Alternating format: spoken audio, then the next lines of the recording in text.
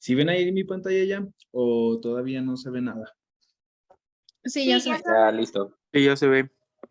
Vale, vale, gracias. Entonces, pues bueno, vamos a empezar con lo que sería síndrome de Nelson y mañana veríamos lo que sería síndrome de Addison. Estos síndromes pues van muy acudidos a lo que es la patología de la glándula suprarrenal, entonces vamos a tener que ver mucho de este eje y pues en sí pues de la glándula suprarrenal. Entonces, pues bueno, este es el temario que vamos a ver. Y pues bueno, empezando con su epidemiología, es una patología que es muy poco infrecuente, o sea, de hecho, se registran casos así súper limitados. Es una patología que pues ni siquiera yo creo que nos va a tocar ver, pero es muy grave y aprender a distinguirla pues es muy relevante, ya que esta puede llegar a ser muy mortal. Se presenta después de una suprarrenalectomía. Generalmente pues es la cirugía con la cual quitamos las glándulas suprarrenales como tratamiento de un paciente con síndrome de Cushing. Entonces, cuando un paciente con síndrome de Cushing ya no le funciona el tratamiento como tal médico conservador, pues se tiene que hacer este tipo de procedimiento. Y pues bueno, se presenta en un 8 o un 50% de estos pacientes, por eso su importancia, porque la mayoría de pacientes con síndrome de Cushing que les hagan esto, pues hay que cuidarlos y hacer profilaxis contra esta enfermedad. Entonces, pues bueno, se presenta más en mujeres en la tercera y cuarta década de la vida y se ha dicho que se presentan los casos después de 4 años después de la cirugía. Entonces, pues bueno, ahí podemos ver unas muestras de unas glándulas que tenían un adenoma. Hay que recordar que una de las causas del síndrome de Cushing como tal es un adenoma o un carcinoma en lo que sea la glándula suprarrenal. Entonces, pues bueno, sería uno de los tratamientos aparte del farmacológico. Y pues bueno, como tal como definición, ¿qué es lo que va a pasar en el síndrome de Nelson? En el síndrome de Nelson lo que va a ocurrir, y que ahorita lo vamos a ver más a detalle en la fisiopatología, es que va a haber una producción de ACTH normal producida por un tumor hipoficiario pues de manera aberrante. Y esto se produce porque hay una hiperestimulación hacia lo que sean los sistemas de la adenocorticotrofina. Esto porque no hay un correcto feedback. Hay que recordar que todos los ejes a nivel endocrinológico tienen que tener ciertas negativizaciones, o sea, se tienen que negativizar cuando unas hormonas están elevadas y otras tienen que estar bajas o al contrario. Entonces, pues bueno, generalmente es por una hiperrespuesta a través de la adenohipófisis y la pars media, que ahorita lo vamos a ver. Entonces, pues bueno, es un macroanoma hipoficiario, por lo tanto, va a tener sintomatología el paciente siempre a nivel cerebral, o sea, va a ser una sintomatología compresiva, además de toda la sintomatología hormonal que pueden llegar a tener. Y pues bueno, esta elevación tan enorme de lo que sea la ACTH, pues nos va a dar la clínica al final de cuentas. Entonces, pues bueno, vamos a ver que lo primero que van a notar los pacientes es que van a tener una hiperpigmentación de la piel pues muy profunda. Esto también se presenta en el síndrome de Addison y pues lo vamos a correlacionar mañana. Entonces, pues bueno, para recordarles un poco, recuerden que el hipotálamo como tal es una estructura neuroendocrina, la cual se encarga de producir los precursores que van a formar los ejes neuronales y endocrinológicos. Hay que recordar que también es el centro del sistema límbico y es muy importante para este sistema a nivel neurológico.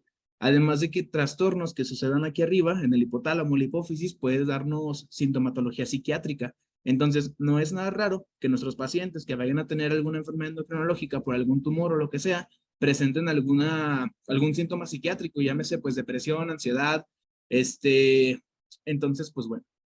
El hipotálamo como tal está arriba de lo que sea la hipófisis y arriba del hipotálamo pues está el tálamo.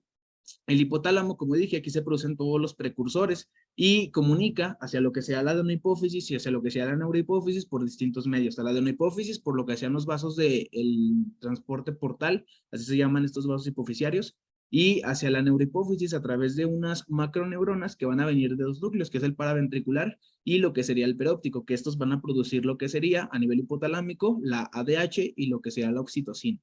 Entonces, es muy importante esta regulación. Cuando elevan las hormonas a nivel de la hipófisis, van a disminuir a nivel del hipotálamo y al contrario. Esto, pues, para generar los diferentes feedbacks.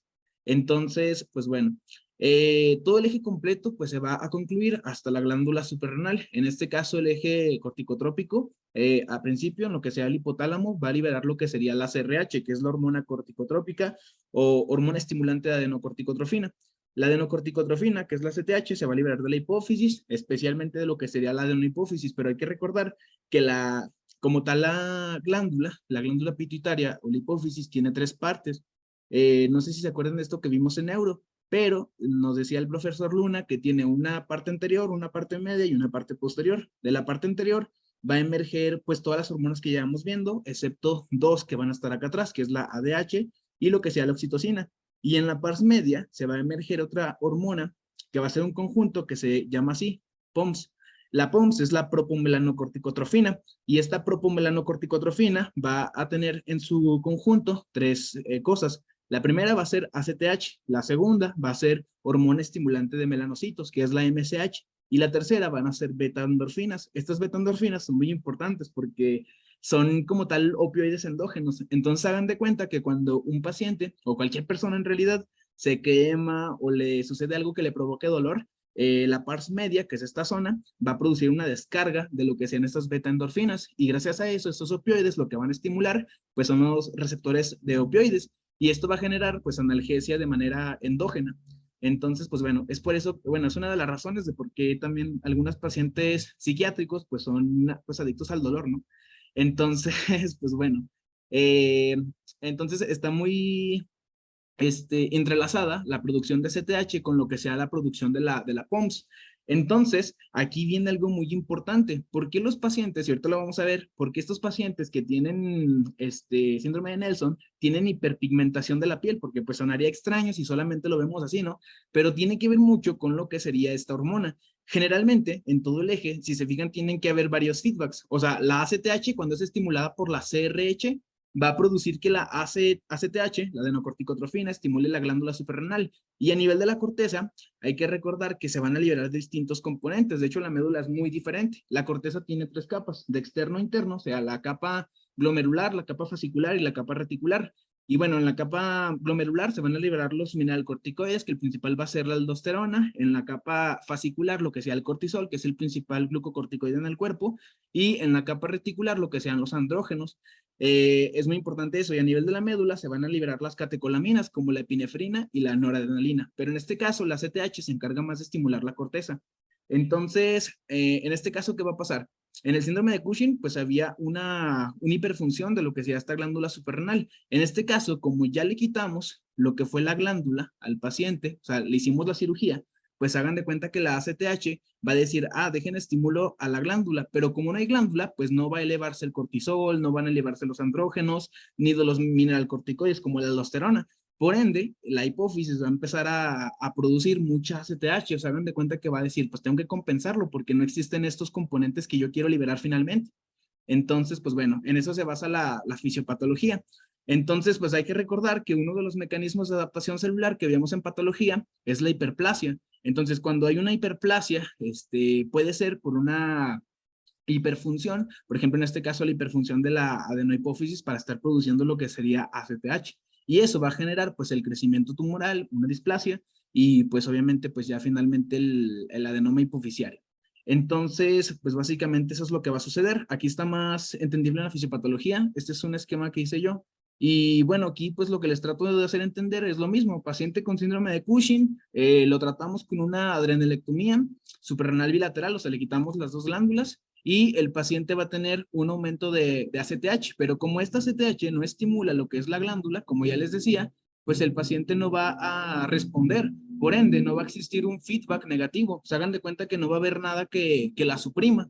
Por ende, la glándula hipofisiaria, o lo que sería la pituitaria, pues va a empezar a producir más ACTH, pero hay que recordar que la ACTH pues viene de la propomelanocorticotrofina. Entonces, pues no solamente la ACTH como tal va a empezar a hiperproducirse, sino que también las beta-endorfinas y también la hormona estimulante de melanocitos. Y a final de cuentas, este de aquí es la que nos va a dar que el paciente, pues les digo, esté hiperpigmentado en la piel. Incluso que sus uñas pues se vuelvan pues muy negruzcas. Entonces, pues bueno, pero es por eso, por una falta de el feedback negativo a través de la glándula suprarrenal. Entonces, pues bueno, ¿qué otra cosa va a pasar con ese paciente? Como tiene un macroadenoma, hay que recordar que los macroadenomas miden más de 1 centímetro. Entonces, hay que recordar que la hipófisis se encuentra en un lugar muy limitado, que es la silla turca. La silla turca, pues corresponde a una zona del hueso que se encuentra en el cráneo, que se llama esfenoides, y pues debajo de esto está un seno, que es el seno esfenoidal, y también alrededor y a la periferia se encuentra lo que sería el seno cavernoso. De hecho, el seno cavernoso, pues se puede decir que es el sistema de drenaje del sistema portal. Y por este seno cavernoso, pues penetran varias cosas. Penetra lo que sería la carótida, penetra lo que sería 4 nervios también, lo que sería el tercero, el cuarto, el quinto, bueno, una rama del quinto, y lo que sería el sexto par craneal. Entonces, cuando va creciendo lo que es este adenoma hipoficiario, va a comprimir ese seno cavernoso, y eso eventualmente va a producir que la circulación de la arteria carótida, pues vaya disminuyendo. Entonces puede haber un paciente que tenga disminución del flujo carotidio a nivel cerebral. No es infrecuente que estos pacientes puedan tener déficit del estado mental o incluso como AIT, o sea, ataques transitorios isquémicos. Y pues bueno, también otra cosa que van a tener es sintomatología de la afección a los pares craneales. Entonces, si tienen afección del sexto, pues van a tener seguramente una parálisis de este y pues eso les va a generar estrabismo, que ahorita lo vamos a ver que también se puede presentar. Pero esto más que nada es por el crecimiento tumoral de la glándula y también va a elevar lo que sería la PIC. Entonces, pues si es un elevamiento muy grande de la PIC, puede generar lo que son vómitos en escopeta. Y pues bueno, aquí arriba pasa lo que sería otra cosa muy importante, que sería el quiasma óptico. El quiasma óptico, pues es la parte de la vía donde se entrecruza. Entonces, cuando esta glándula crece y se hipertrofia, se agranda, va a generar, más bien, así hiperplasia, va a generar la compresión de este quiasma óptico y esto va a generar que el paciente tenga sintomatología a nivel visual, pero no como una parálisis del tercero o el cuarto o el sexto, sino que en este caso en su campimetría va a tener afecciones, teniendo así hemianopsias, cuadrantanopsias. Entonces, pues bueno, también otra cosa, si crece muy importante este tumor, porque van a ver las imágenes que los macroadenomas son muy grandes, puede ocluir lo que sería el tercer ventrículo. Si ocluye el tercer ventrículo, incluso puede llegar a presentar lo que es hidrocefalia obstructiva, aunque bueno, eso sería un caso pues ya muy grave, ¿verdad?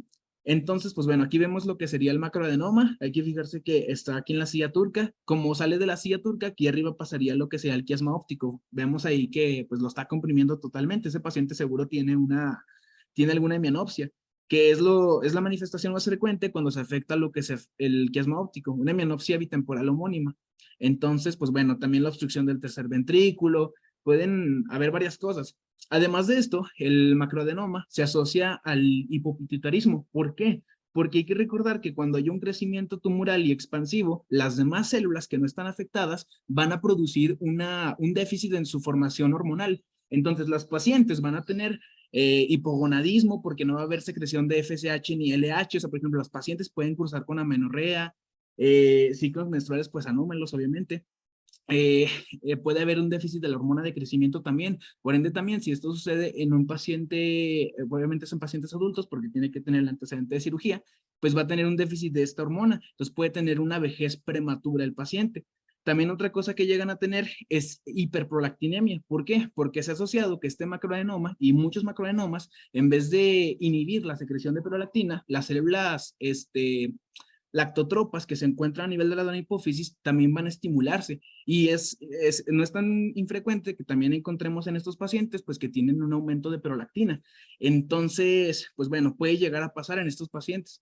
Y pues bueno, aquí están las manifestaciones clínicas. Fíjense que las sistémicas, la que más va a denotar y la cual van a tener que pensar en lo que sería un síndrome de Nelson, es la hiperpigmentación cutánea.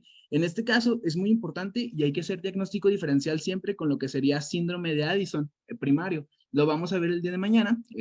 Las causas son totalmente distintas, pero tiene que ver mucho con el eje corticotropo.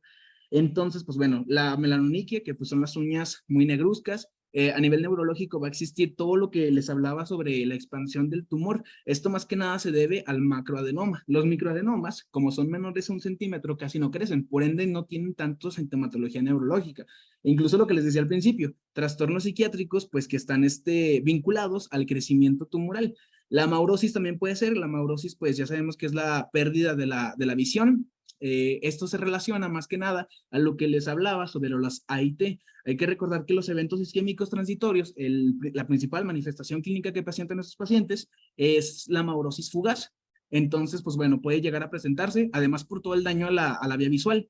Y pues bueno, otros déficits hormonales que pueden presentar los pacientes es el hipotiroidismo, esto porque también el macroadenoma afecta a las células que estimulan la hormona estimulante de T4 y T3.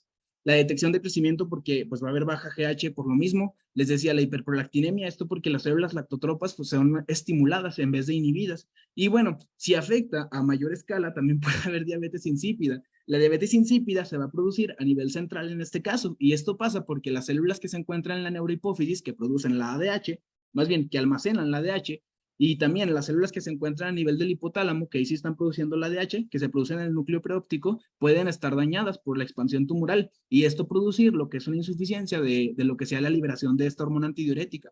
Entonces, pues bueno, el hipogonadismo, tanto en hombres como mujeres, pero esto por la deficiencia de FSH y LH.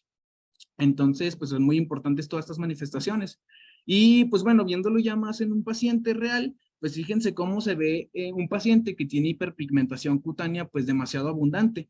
Algo que sí mencionaba y que era muy importante es que decía que en pacientes que eran de raza oscura, raza morenita, pues es difícil diagnosticarlo en realidad porque pues no te vas a dar tanto cuenta.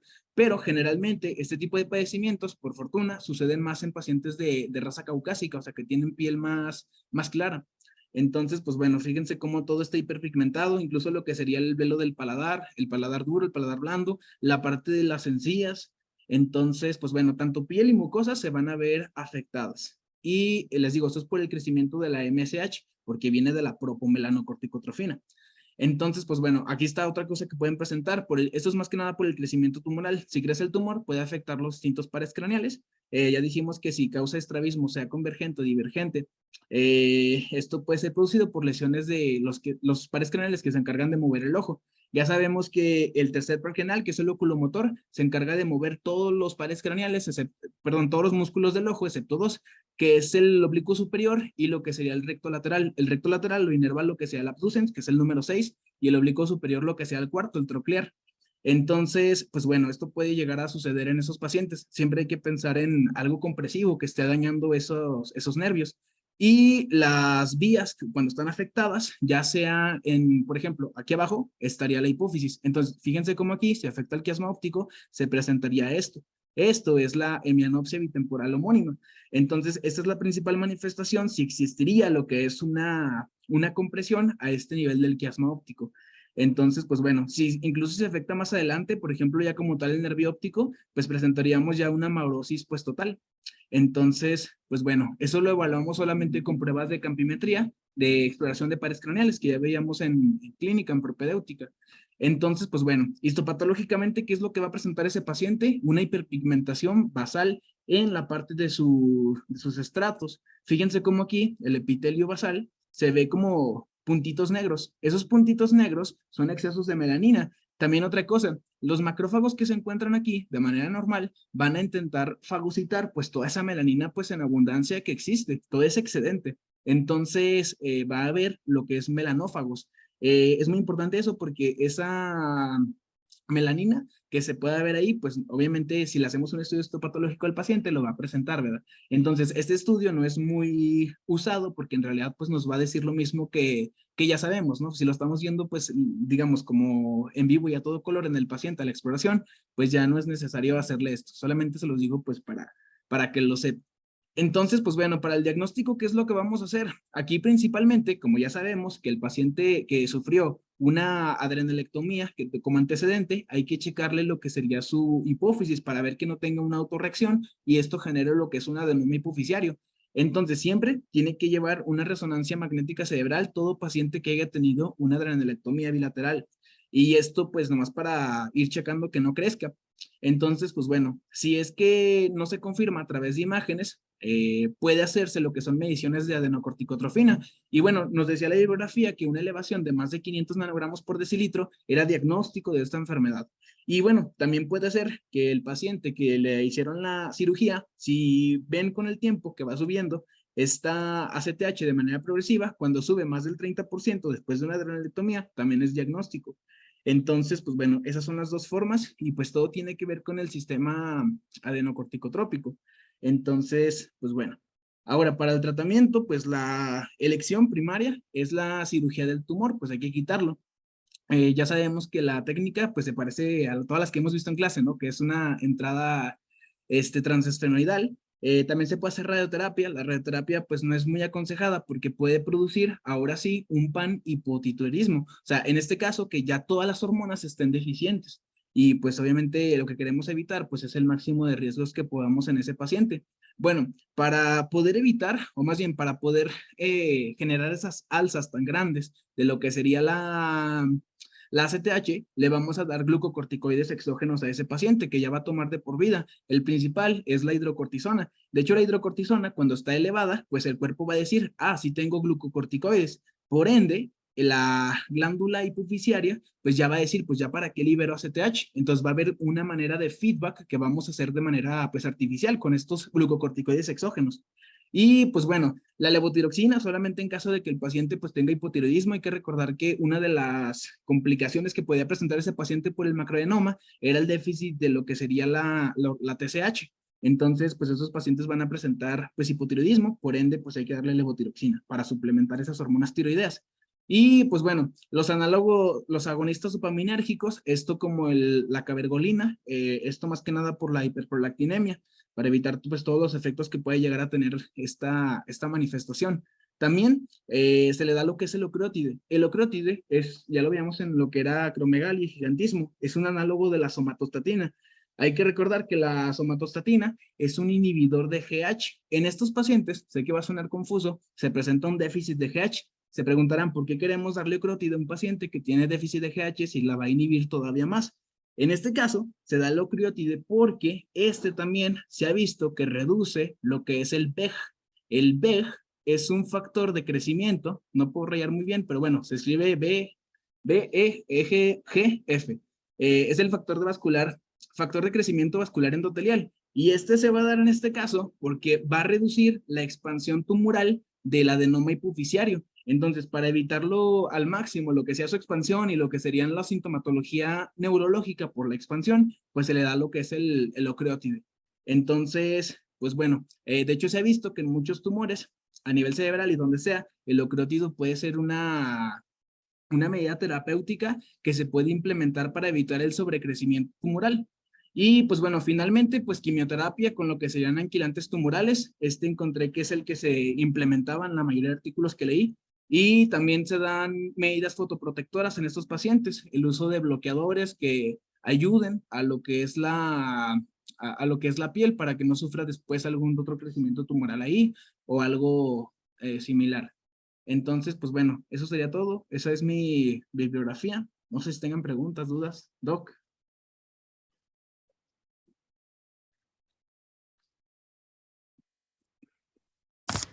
Hola, pues muy buena clase, Jorge. Felicidades. ¿Tienen alguna duda sobre el tema? La verdad es que es un padecimiento raro. Yo creo que nunca nos va a tocar verlo, o por mucho menos que se dediquen a ser endocrinólogos, les va a tocar ver unos cuantos casos. ¿Alguien tiene alguna duda sobre el tema?